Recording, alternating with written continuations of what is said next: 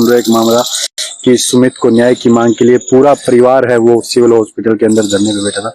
कहीं न कहीं सच्चाई की जीत वो होती नजर आ रही है। उस न्याय की, उस जीत की पहली कड़ी सामने आई कि लड़की की गिरफ्तारी है वो की गई है पुलिस प्रशासन के द्वारा। जो परिवार के लोगों ने सबूत पुलिस के सामने पेश किए, उनके आधार पर पुलिस ने लड़की की गिरफ्तारी करी है। हमारे पास बहन बैठी, इन्होंने स्टार्टिंग है जिस दिन सुमित की डेथ हुई थी उस दिन से लगातार लड़की की गिरफ्तारी तक धरने पे रहना, सबूत इकट्ठे करना, लगातार मतलब न्याय की मांग के लिए दर दर की ठोकरें खाई थी। इनसे बात करें। नमस्कार। नमस्कार। कहीं न कहीं सच्चाई की जीत हुई हम मान सकते हैं। क्या लगता है कि लड़के की गिरफ्तारी किन प्रूफों के आधार पर आपने पूरे प्रूफ इकट्ठा करके प्रशासन को दिए हैं? क्या लगता है आगे की प्रणाली के हिसाब से? मैं आपको बताऊंगी, पुलिस का जो रवैया रहा है वो तो शुरू से ही निचला और ढीला रहा है। क्योंकि अगर पुलिस शुरू से ही अच्छी छानबीन करती तो सबूत तो हमने तो जी पहले ही दे दिए थे। मगर पुलिस ने 15 दिन बीत जाने के बाद सुमित को न्याय दिया और लड़की की गिरफ्तारी हुई और सच्चाई की जीत हुई। एक बात मैं पूछना चाहूंगा कि स्टार्टिंग से देखो तो पहले दिन से आप जिस दिन धरने पे बैठे हुए उस दिन से भी लगातार आप प्रूफ लेके प्रशासन को दे रहे हो, लेकिन इतना लेट होना, इतनी लेट गिरफ्तारी होना, कहीं न कहीं ये भी एक बात है। देखिए, ये जो एसपी था पुनिया, गंगाराम पुनिया जी जो थे, उनकी वजह से हुआ है जो भी डील हुई है। क्योंकि वो इसी जाति से थे जी। और मैं आपको बताऊं, उन्होंने सारे सबूत देखते हुए भी कोई कार्रवाई नहीं की। उनकी जब उनकी यहाँ से बदली हुई, ट्रांसफर हुआ उनका, वो यहाँ से चले गए। और उसके बाद में हमने सीएम का जो पुतला फूका, हमने एडीजीपी साहब से मुलाकात तो उसके बाद में एसआईटी बनी। एसआईटी बनने के बाद कुछ ना कुछ कार्रवाई मतलब शुरू हुई। उसके बाद में भी ढीला रवैया प्रशासन का रहा। वो बहुत ज्यादा मतलब प्रशासन की बहुत ज्यादा निचलापन रहा जी, बहुत ज्यादा ढीलापन रहा के बाद भी प्रशासन जी। हमने सारे सबूत दे दिए थे जी। उसके बाद में कार्रवाई में बहुत ज्यादा टाइम लगा दिया है। धरने पे स्टार्टिंग से बैठे क्या लगता था आपको पहले दिन से? और 14 दिन में लगभग 15 दिन हो गए, 15वें दिन अंतिम संस्कार हुआ, 15वें दिन तो लगातार बैठे थे। क्या लगता था उम्मीद, क्योंकि प्रशासन स्टार्टिंग से 8-9 दिन तक तो बिल्कुल भी फाइल तक नहीं चेक की गया। देखिए, मैं आपको बता दूं कि सच्चाई जो होती है ना वो दब तो सकती है मगर छुप नहीं सकती जी। सच्चाई जो सच्चाई है ना वो सामने आएगी आएगी और सच्चाई की जीत होगी होगी। इसमें टाइम तो लग सकता था, हमें पता था टाइम लग सकता है, मगर हम जीतेंगे, हमारे बेटे को न्याय मिलेगा।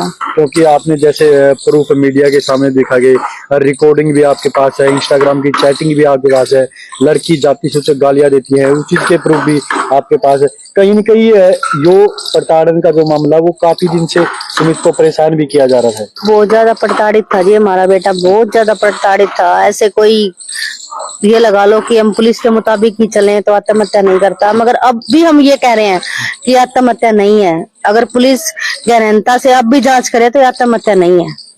कहीं न कहीं अगर या तो उसका मतलब अगर आपके परिवार के मन में, आपके मन में, तो ये मर्डर बिल्कुल जी, ये आत्महत्या नहीं है। अगर पुलिस अच्छे से जांच करे, पुलिस को कल लड़की का रिमांड लेना चाहिए था। रिमांड लेती तो लड़की और भी कुछ बताती। क्योंकि मैं आपको बताऊं, 30 से 40 मिनट रूम पे पहुंचने के बाद लड़का जब 30 से 40 मिनट वहां रहा है, उसके बीच क्या हुआ, वो उस दिन भी ऐसा ही था कि हमारे बीच में संशय था और आज भी है कि 40 मिनट क्या हुआ। लड़के की डेथ से पहले के 40 मिनट की वो गुत्थी अभी तक सुलझ नहीं पाई। बिल्कुल जी, वो गुत्थी सुलझ नहीं पाई है। लड़की कह रही है कि मैं नहाने गई हुई थी, जबकि मकान मालिक का कहना ये है कि वो सुबह से भी यही कपड़े पहन रही थी। और वो लड़की जब भी नहाते थे वो लड़की कपड़े बदलती थी। वो एक एक दिन में 3-3 बार ड्रेस से बदलती थी जी, और हर बार नई ड्रेस वो पहनती थी। तो उस दिन वो लेके आई तब भी वही ड्रेस थी, सुबह भी वही ड्रेस थी जैसा मकान मालिक का कहना है। तो अगर वो नहाती ना तो उसकी ड्रेस कभी तो चेंज होती, वो नहाई ही नहीं। वो यही बात झूठ बोल रही है कि मैं नहाने गई थी। एक बात और है कि लड़की है ना वो पैसे की तरफ ही ये बातें परिवार के द्वारा बताएगी कि पैसे का लगातार सुमित घर से पैसे लेके जाता था लड़की के लिए। जी, बहुत बार लेके गया है जी, 10-10, 20-20 हजार की तो हमें पता ही नहीं कब लेके गया वो। अगर 39,000, 75,000, 50,000 और 1.5 लाख, जिस दिन वो 1.5 लाख निकाल के ले गया उस दिन तो हमारा डाउट शक में ही बदल गया कि सुमित ही लेके गया है। और सुमित ने कबूली भी है ये बातें। उसने ये कहा, उसके बाद में हमारा भी मन वो हो गया कि मेरे पैसे थे, मेरा हक था, मैं ले गया। मगर हमें ये नहीं पता था कि जो लड़का पैसे लेके जा रहा है वो अपने लिए तो कुछ कर ही नहीं रहा। लड़के ने यहाँ तक भी बताया था कि मैंने एक ड्रेस तो मेरी ली है उन पैसों में, बाकी मैंने सारे इसके ऊपर खर्च किए हैं। ये मेरे ऊपर लगातार दबाव बनाती है पैसे के लिए, कहीं भी जाती है तो इसके खर्चे बहुत ज्यादा हैं, मैं परेशान हूँ। मतलब ये बातें सुमित ने परिवार से मतलब सूत्र इस बात की, लेकिन बहुत कहीं बात की की। वो प्यार तो हम नहीं कह सकते क्योंकि अपनी जान ही गंवानी पड़ गई उसको। नहीं, ये प्यार थोड़ी होता है जी। प्यार में तो एक पत्नी अपने हस्बैंड के लिए जान दे सकती है, उसकी जान ले नहीं सकती, क्योंकि नारी को तो जी त्याग की मूर्ति कहा गया है। तो इसने क्या कहाँ त्याग किया? त्याग तो हमारे बेटे को करना पड़ा अपने जीवन का।